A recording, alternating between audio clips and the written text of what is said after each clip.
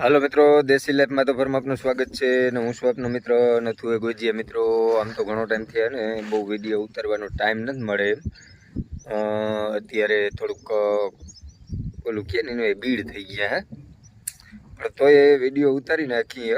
કારણ કે હાથી આગતા આગતા હવે જો બળદ હોય ને તો આપણે એવું બાનું કરીએ અને બેસી જાય કે બળદને 2-5 મિનિટ પોરો જડી જાય. હવે આને થોડો શ્વાસ ચડે, તમને ચડે, આને તો ચડવાનું નથી. એટલે એ કંઈ હોય નહીં. આ તો પાણી બાણી પીએ 2-5 મિનિટ ઊભી. અને ખોળની વાત કરીએ ને તો હાથી હાલું ને આ પહેલું હાથી હાલ્યું અને આજ બીજું હાલે છે. વરસાદ થયો ને એને લગભગ વાવણી થઈ ને 27 દિવસ થયા છે બરાબર. આજે 27 દિવસની માંડવી થઈ છે.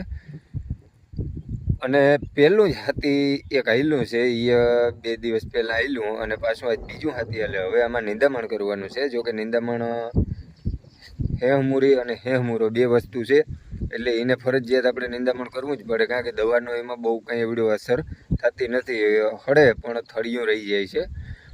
એટલે આપણે નિંદામણ ફરજિયાત કરવું જોઈએ. અને જે નિંદામણ થાય ને એવું દવાથી ના થાય અને બળદથી થાય ને એવું આનાથી હાથીએ ના હાલે. આ તો હવે આપણે હાર હશે અને સગવડ ને અસગવડ કરીએ એટલે બધું થાય છે. થોડોક વાડીમાં છે એટલે પવનનો ડિસ્ટર્બ થાય. પણ મિત્રો આ મગફળી છે ને આપણે આ 128 નંબર મગફળી છે, 20ની જારીએ છે અને 27 દિવસ થયા છે. આની આખી 4-4.5 મહિના ઉભે એની આખી કઈ ટાઈમે કયું કામ કરે ને કઈ પદ્ધતિ આની હોય એ આખી વિડીયોમાં વાત કરું. પહેલાં ચેનલને સબસ્ક્રાઈબ કરી દેજો અને વિડીયો ગમે તો લાઈક શેર કમેન્ટ કરી દેજો અને બાજુમાં બેલ આઇકન ઓન કરી દેજો એટલે જેથી કરીને બીજા નવા વિડીયો આપણા મળતા રહીએ. મિત્રો મગફળીમાં ફૂલ ક્યારે ઉગડે એની વાત કરવાની છે ખાસ. પછી એમાં બીબડું ક્યાંથી થાય, ક્યાંથી ડેડવો બંધાવવાનું ચાલુ થાય ને ક્યાંથી ડેડવો પાકે, એ બધાના મહત્ત્વના ટાઈમ હોય બરાબર. એ ટાઈમ હોય અને એ ટાઈમે કઈ રોગ વધારે આવે છે એના વિશે વાત કરીએ તો તમને પહેલાં મારી મગફળી બતાવું અને ક્યારે કયો ટાઈમ થાય એ તમને કહું. તો મિત્રો જો આ આપણી મગફળી છે બરાબર. હવે જો આમાં 128 નંબર છે. આમાં માંડવાનો છોડવો છે. આ માંડવી નથી બરાબર, આ માંડવાનો છોડવો છે અને આ માંડવાનો છોડવો હોય. કારણ કે એનું પાંદ મોટું હોય અને આ 28 નંબર છે બરાબર. તો આનું પાંદ નાનું છે, આનું પાંદ મોટું છે, ગોળ છે, નાનું પાંદ લંબગોળ હોય બરાબર. એટલે મગફળીમાં પછી એમાં લાંબી વેરાયટી ટૂંકી વેરાયટી માંડવો બધું આવી જાય. 22 દિવસથી ફૂલની શરૂઆત થાય તે 30 દિવસ સુધીમાં લગભગ બધી માંડવીમાં ફૂલ ઉગડવાના ચાલુ થઈ જાય. પછી ગ્રોથ વિકાસ કેવો છે એના આધારે ત્રીએ. અને મિત્રો આમાં વાવીએ ત્યાંથી 30 દિવસની અંદર ફૂલડા ઉગડવાના ચાલુ થાય. પછી ત્યાંથી પાછા 30 દિવસની અંદર ફૂયો અને બીબડું બંધાવવાની શરૂઆત થાય. અને ત્યાર પછી પાછો 1 મહિનો દિવસ થાય ત્યાં સુધીમાં ડેડવો આખો કમ્પ્લીટ થાય. અને ત્યાર પછીના 30 દિવસ એટલે ડેડવાનો ભરાવો થાય અને બંધારણ એમાં જે દાણો ભરાય ને એનો ભરાવો થાય. અને ત્યાર પછીના 15 દિવસમાં ડેડવાની પરિપક્વતા અને આપણી મગફળીનો ગ્રોથ વિકાસ એ પ્રમાણે એનો પાક આવે બરાબર.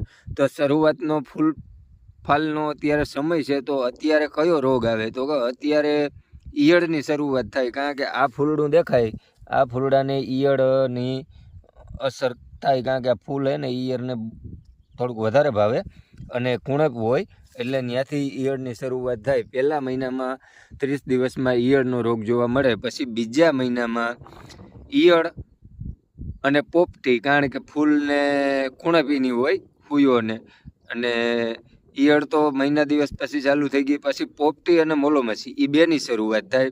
ત્યાર પછી મહિનો દિવસના સમયમાં ફૂગનો પ્રશ્ન આવે.